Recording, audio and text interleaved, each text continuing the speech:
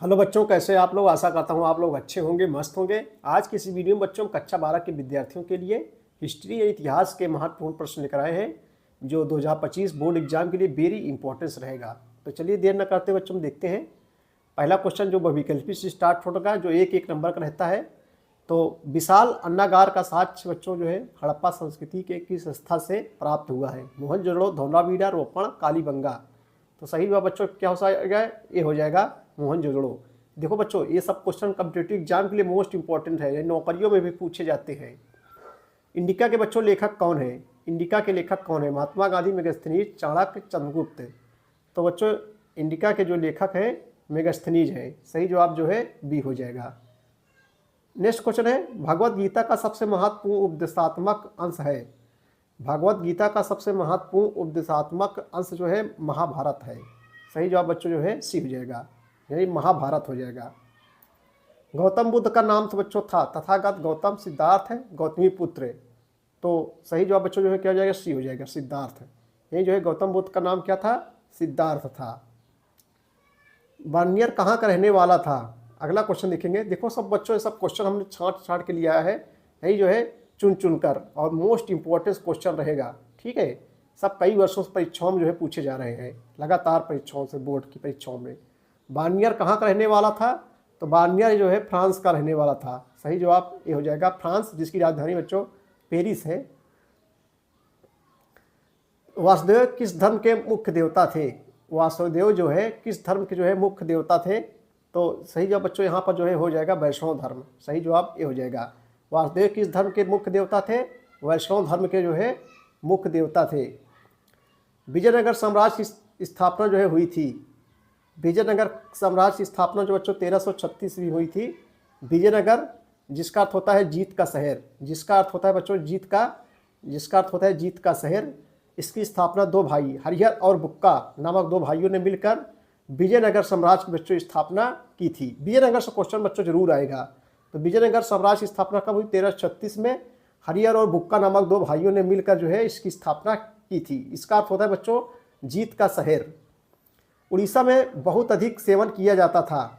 उड़ीसा जिसकी राजधानी भुवनेश्वर है, उड़ीसा में बहुत अधिक सेवन किया जाता था बैगन का, तोरई का, भिंडी का, आलू का। तो सही जवाब बच्चों यहाँ पर जो हो जाएगा ये हो जाएगा बैगन का। ठीक है, बक्सर का युद्ध जो है कब हुआ था? बक्सर का युद्ध जो है कब हुआ था आपको बताना है। बक्सर का युद्ध बच्चों 1764 ईस्वी में हुआ था। बक्सर का युद्ध है 1764 ईस्वी में हुआ था, जिसमें अंग्रेजों की जो है विजय हुई थी। भारत का पहला वायसराय जो है कौन था? भारत का पहला वायसराय बहुत ही इंपॉर्टेंट क्वेश्चन है कॉम्पिटिटिव और एग्जाम की दृष्टि से। भारत का बच्चों पहला वायसराय लॉर्ड कैनिंग था। भारत का पहला वायसराय लॉर्ड कैनिंग को जो है माना जाता है। चलिए अब हम अगला क्वेश्चन देखेंगे। ये इतिहास का क्वेश्चन है, लग रहा है संविधान क्वेश्चन है, लेकिन इतिहास का ही क्वेश्चन है बच्चों। लास्ट पार्ट का है जो है भारतीय संविधान की 4 विशेषताएं बताइए। लघुत्तरी के अंतर्गत आता है ये। भारतीय संविधान की 4 विशेषताएं बताइए। तो उत्तर देखेंगे भारतीय संविधान की 4 प्रमुख विशेषताएं निम्नलिखित है। पहला है बच्चों विशाल एवं विस्तृत संविधान, यानी भारत का संविधान विशाल एवं विस्तृत है। नंबर 2 संप्रभुता संपन्न समाजवादी पंथ निरपेक्ष एवं लोकतांत्रिक गणतंत्र। और तीसरा बच्चों संसदीय शासन प्रणाली। संसदीय शासन प्रणाली, यहाँ प्रणाली होना चाहिए, संसदीय शासन जो है प्रणाली। और उसके बाद स्वतंत्र न्यायपालिका, मूल अधिकार और राज्य के नीति निषेध तत्व। ये जो है भारतीय संविधान की जो है विशेषताएं हैं। सविनय अवज्ञा आंदोलन के विभिन्न चरणों का जो है वर्णन कीजिए। आइए बच्चों इसके उत्तर हम लोग देखते हैं। सविनय अवज्ञा आंदोलन लघुत्तरी प्रश्न है जो 6 अंकों का है। सविनय अवज्ञा आंदोलन के विभिन्न चरणों का वर्णन कीजिए। उत्तर देखेंगे। सविनय अवज्ञा आंदोलन का प्रथम चरण 1930-1928 में कांग्रेस द्वारा जो है अपनाए गए संकल्प के अनुसार महात्मा गांधी ने 12 मार्च 1930 को 28 सहयोगियों के साथ बच्चों अपना प्रसिद्ध दांडी मार्च आरंभ किया। और 6 अप्रैल 1930 को महात्मा गांधी ने समुद्री जल से नमक का निर्माण करके नमक कानून की जो है अवज्ञा की। और सविनय अवज्ञा आंदोलन का दूसरा चरण जो 1932 से 1934 तक था बच्चों। और सविनय अवज्ञा आंदोलन का दूसरा चरण 1932 में शुरू हुआ, क्योंकि लॉर्ड विलिंगटन ने जो है भारत में ब्रिटिश सरकार द्वारा जो है किए जा रहे उत्पीड़न के संदर्भ में गांधी जी से मिलने से इनकार कर दिया था। तो ये हुआ सबने आंदोलन का दूसरा चरण। ठीक है भैया, बहुत सरल है बच्चों, कठिन नहीं है। जलियांवाला बाग कहाँ स्थित है और क्यों प्रसिद्ध है? अतलेखुत्री प्रश्न है, 2 अंकों 3 अंकों का रहता है, 2 अंकों का। जलियांवाला बाग कहाँ स्थित है और क्यों प्रसिद्ध है? तो जलियांवाला बाग अमृतसर में स्थित है या 13 अप्रैल 1919 को हुए हत्याकांड के लिए जो है प्रसिद्ध है। छोटा सा क्वेश्चन है, साइमन कमीशन भारत कब आया? साइमन कमीशन जो है भारत कब आया? 4 ऑप्शन दिए गए हैं, बहुविकल्पी प्रश्न है। 1926 में, 27 में, 28 में, 25 में। तो सही जवाब बच्चों जो है डी हो जाएगा। यहाँ 1928 में साइमन कमीशन भारत आया था। मौलवी अहमद उल्लाह शाह पर एक संक्षिप्त टिप्पणी लिखिए।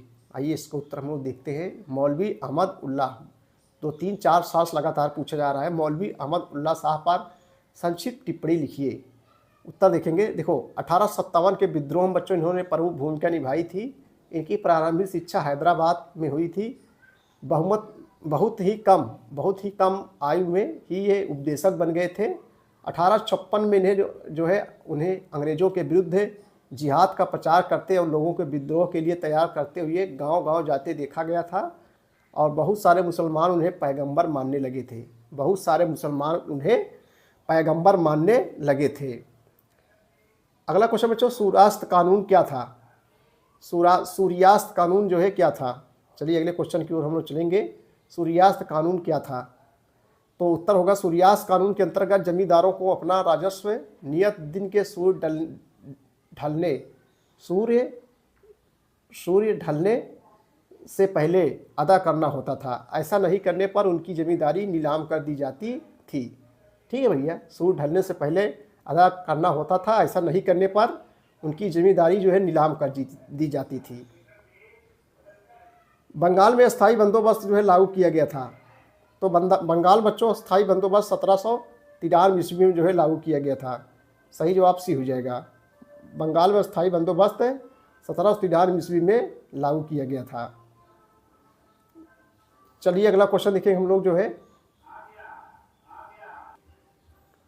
चलिए अगला क्वेश्चन देखें बच्चों, अकबर की भू राजस्व व्यवस्था की 4 विशेषताओं पर जो है प्रकाश डालिए। आइए इसके उत्तर हम लोग देखते हैं। देखो, अकबर ने बच्चों शेर शाह की मालगुजारी प्रथा को अपनाया तथा उसमें अनेक सुधार किए। अकबर ने ज़मीन को नापने के लिए रस्सी के स्थान पर बांस के टुकड़े का उपयोग किया जो लोहे के छल्लों से जुड़े रहते थे। उसने जमींदारी प्रथा को बच्चों समाप्त कर दिया। राजकीय भूमि में अकबर ने करोड़ी नामक अधिकारी नियुक्त किया जिनका कार्य अपने अधिकार क्षेत्र की सीमाओं को निश्चित करना, लगान के विभिन्न साधनों को लेखा रखना था। प्रत्येक फसल का लेखा रखना अकबर का सबसे महत्वपूर्ण सुधार बच्चों दहसाला प्रबंध था। अकबर ने भूमि की उर्वरता के अनुसार भूमि के 4 भागों में विभक्त किया। पोलश, पड़ौती, चाचा, बंजर। अकबर के समय में मालगुजारी की 3 अव्यवस्थाएँ प्रचलित थी: गल्ला बख्शी, नक्शबंदी, जब्ती। अकाल तथा दैवीय आपदाओं के समय किसानों के लगान में कमी कर दी जाती थी। निर्धन किसानों को जो है बीज, पशु एवं कृषि औजार खरीदने के लिए धन भी दिया जाता था। अकबर के काल बच्चों लगान निश्चित हो जाने से किसान और सरकार दोनों ही चिंता मुक्त हो गए। ठीक है, बहुत बड़ा नहीं है, लघुत्तरी प्रश्न है। अकबर को अंग्रेजी में अनुवाद किसने किया? अकबरनामा का अंग्रेजी में अनुवाद जो है किसने किया? अकबरनामा का जो है अंग्रेजी में अनुवाद जो है किसने किया? आइए इसको तो देखेंगे। देखो, अकबरनामा का अंग्रेजी में अनुवाद 20वीं शताब्दी की शुरुआत में हेनरी बेवरेज द्वारा जो है किया गया था। किसके द्वारा बच्चों? हेनरी बेवरेज के द्वारा। सुलह कुल की नीति जो है किसने अपनाई थी? तो सुलह कुल की नीति जो बच्चों अकबर ने जो है अपनाई थी। किसने? अकबर ने।